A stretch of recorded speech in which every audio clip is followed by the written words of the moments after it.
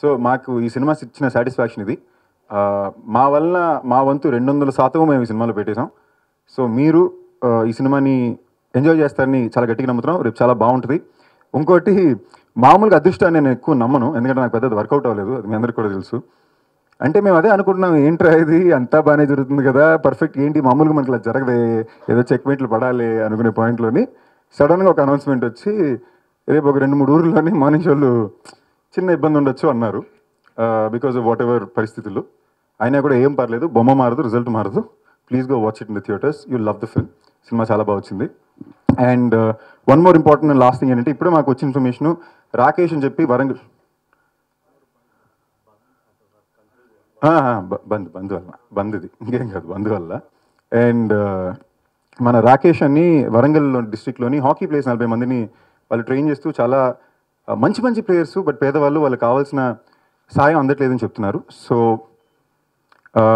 మేము మా టీం తరపున వాళ్ళందరికీ మా వల్ల కుదిరే సాయం తప్పకుండా చేద్దామని చెప్పాలనుకున్నాం.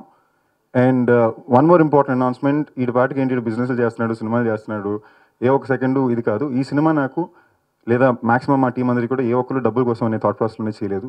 ఇలాంటి ఒక సినిమా చేయాలని ఒక ఉద్దేశంలో ప్రాణం పెట్టి పనిచేసాం.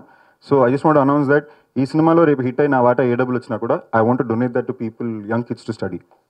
So you all know that nowhere in this film ఎక్కడ ఈ సినిమాలోనే డబ్బు కోసం అని పని చేయలేదు. సినిమాని ఎంత ప్రేమించాలో అంత ప్రేమించి చేసాం. చాలా బాగుంటుంది చూడండి. So just want officially announce, so you can hold this to me later. నా వాటా ఏం వచ్చినా ఈ సినిమాలో రేపు సక్సెస్ తర్వాత I use that to educate young children. Thank you. ఉందా? బేసిక్లీ ఈ సినిమా నేను ఎందుకు రీమేక్ అని ఇందాక ఫస్ట్ యాక్చువల్లీ వచ్చి మధ్యలో స్కిప్ అయిపోయాను మల్టిపుల్ ఈవెంట్స్లోని. పోరాటమే ఈ జీవితం, పోరాటమే నీ జీవితం, గెలిచేందుకే ఈ యుద్ధం, నీ శ్వాసే నీ ఊపిరే నీ సైన్యమై పోరాడేనే అనేది ఈ సినిమాలో లిరిక్. నాకు ఈ సినిమాలో మోస్ట్ ఎక్సైటింగ్ విషయం అదే. మీకు పాలిటిక్స్ అనే ఒక పదాన్ని వాడి మనం ముఖ్యమైన విషయాన్ని పక్కకు తోసేస్తున్నాం. ఎందుకంటే జనరల్గానే ఒక రెగ్యులర్ మిడిల్ క్లాస్ మనిషి, ఒక రెగ్యులర్ లైఫ్ బతికే వాళ్ళకి వెళ్ళి, ఇప్పుడు నేనే మా ఇంట్లోనే ఎదిగేటప్పుడు పాలిటిక్స్ అనే డిస్కషన్ ఉండేది కాదు.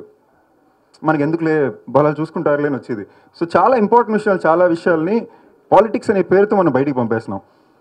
ఇందాక మహేష్ విటా చెప్పినప్పుడు ఈ సినిమాలో మేము చెప్పాలనుకున్న విషయం ఏంటంటే, సక్సెస్ అనేది సెకండరీ, అది ఎప్పుడు రావాలో అప్పుడు అందరికీ వస్తుంది. బట్ ఒక టాలెంటెడ్, ఒక హార్డ్ వర్కింగ్ ఇండివిజువల్ ఎవరైనా సరే ఒక పని నిజాయితీ చేసినప్పుడు దానికి రావాల్సిన కనీస గుర్తింపు కూడా ఎక్కడ రావట్లేదు. అది స్పోర్ట్స్ అనే కాదు, అది సినిమా అన్నా సరే, అది ఎడ్యుకేషన్ అన్నా సరే, అది ఉద్యోగాలు అన్నా సరే, టాలెంట్ని హార్డ్ వర్క్ని మించి ఏదో ఒకటి ఉంటే తప్ప సక్సెస్ రావట్లేదు. అది దాని మీద మనం నమ్మేమంటే ఎక్కడికి పోదు, చచ్చినట్టు వస్తుంది. బట్ ఆ నమ్మినంత కాలం ఆ బలం మనం ఇవ్వాలి వాళ్ళకి. సో ఈ సినిమాలో మేము చెప్పాలనుకుంది, దీని అందరూ మనం ఏదో మార్చేయాలేం కాదు, బట్ దీన్ని గుర్తించడం అన్న ఇంపార్టెంట్ అనేదే. అండ్ ఎస్, పొలిటికల్గా ఐడియలిస్టిక్ విషయాలు చాలా ఉంటాయి. ఒక పర్సనల్గా మనం ఏమైతే విషయాలని నమ్మాలో దాన్ని చాలా పాజిటివ్గానే సినిమాలో చెప్పాం. మీరు హాకీ ప్లేయర్గా మీరు ఎలా కష్టపడ్డారు? అంటే దీనికంటే ముందే ఏమన్నా వర్క్ చేశారంటే ఈ హాకీ నేర్చుకోవడం అనేది చాలా డిఫికల్ట్ సిచ్యువేషన్. అంటే క్రికెట్, కబడ్డీ కాకుండా హాకీ అనేది కొంచెం కొత్త రకం, అంటే ఇప్పటికీ చాలా మందికి తెలియని గేమ్ ఇది. సో దాన్ని మీరు ఎలా సినిమా చూపించబోతున్నారు, ఎలా నేర్చుకున్నారు మీరు? ఫస్ట్ థింగ్స్, హాకీ క్రికెట్ అది మనం రెగ్యులర్గా ఆడినప్పుడు పరిగెడుతుంటే, ఈ హాకీ ఫుల్ టైం ఈ పోజ్లోనే ఉండాలి. సో ఫస్ట్ ఈ జోన్ అంతా కొంచెం వాసిపోతుంది, చాలా కష్టం. ఒక 6 నెలలు హాకీ ట్రైన్ అయ్యాను. నేనే కాదు, మా టీం అందరూ, లావణ్య అయ్యింది, టీం అందరూ అయ్యారు. అండ్ ఇప్పుడు మేము పరిగెట్టామంటే మాతో పాటు కెమెరా మోసుకుని డిపార్ట్మెంట్ అంతా పరిగెట్టాలి. సో అది ఒక ఫిజికల్ ఎఫర్టే. 14 కిలోలు తగ్గాను. ఎంతకన్నా ఒక క్యారెక్టర్కి ఫిజికల్గా ఏం చేంజెస్ చేయాలో వచ్చినది లేదు. నా హాకీ గేమ్ అనేసరికి గేమ్ చాలా సింపుల్ అండి. ఇటో టీము ఈ బాల్ తీసుకెళ్ళి ఈ గోల్ పోస్ట్లో కొట్టాలి, ఈ బాల్ని వీళ్ళేమో ఈ గోల్ పోస్ట్లో కొట్టాలి. ఇందులో ఒకళ్ళు ఫిజికల్గా టచ్ చేసుకుంటే ఫౌలు. ఇంతకన్నా పెద్ద కాంప్లికేటెడ్ రూల్స్ ఏం లేవు దాంట్లో. కానీ చూడడానికి ఫ్రేమ్లో చాలా బాగుంటుంది. It's a very exciting game to watch on camera.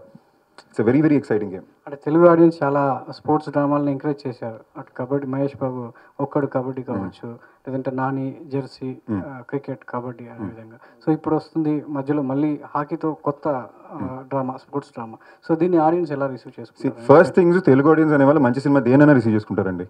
మీరు సింపుల్ ఎగ్జాంపుల్, కరోనా తర్వాత మొత్తం ప్రపంచంలో in terms of ratio of collections of people, collections అంటే ఏంటి, ఎంతమంది థియేటర్కి వెళ్ళారనే కదా, రేషియో ఆఫ్ కలెక్షన్స్ మొత్తం ప్రపంచంలో తెలుగు వాళ్ళే హైయెస్ట్. అంటే మొత్తం కంట్రీ నుంచి, అంటే చాలా గర్వంగా మనం చెప్పుకోవచ్చు. అంటే మనం తొడగొట్టుకుని అనొచ్చు, అంత గర్వంగా ఉంది. అందులో స్పోర్ట్స్ డ్రామాస్ ఎందుకు ఎక్సైట్ అవుతారంటే అంత డ్రామా ఉంటుంది. సినిమా చూసినప్పుడు మీకు అన్ని మూమెంట్స్ ఉంటాయి, స్పోర్ట్స్ చూసినప్పుడు ఎక్సైటింగ్ ఉంటుంది, అడ్రినలిన్ రష్ ఉంటుంది. సో ఇలాగే చూస్తే మీరు సై అనే సినిమా రగ్బీ అనే స్పోర్ట్ మనం ఇప్పటిదాకా జీవితంలో ఇలా, బట్ మనం అంత ఎక్సైటెడ్గా చూస్తే ఇవాళ వరకు పెద్ద పెద్ద ఫ్యాన్స్ ఉన్నారు ఆ సినిమాకి. అంతకుముందే మీరు అన్నారు కదా కబడ్డీ అని చెప్పి, ఒక్కడు వచ్చే వరకు మన కబడ్డీ గురించి తెలిసి తప్ప ఎన్ని కబడ్డీ మ్యాచ్లు మీరు చూసుంటారు, ఆరుంటారు. సినిమా ఒక విషయాన్ని మనకు అందంగా చెప్పే ఉంటే దాన్ని మనం ఆటోమేటిక్గా చూస్తాం. సో దీని తర్వాత ఎంతమంది హాకీ ఆడతారని అది తెలీదు, కానీ హాకీ మ్యాచ్ని అయితే తప్పకుండా అందరూ ఒకసారి చూస్తారు.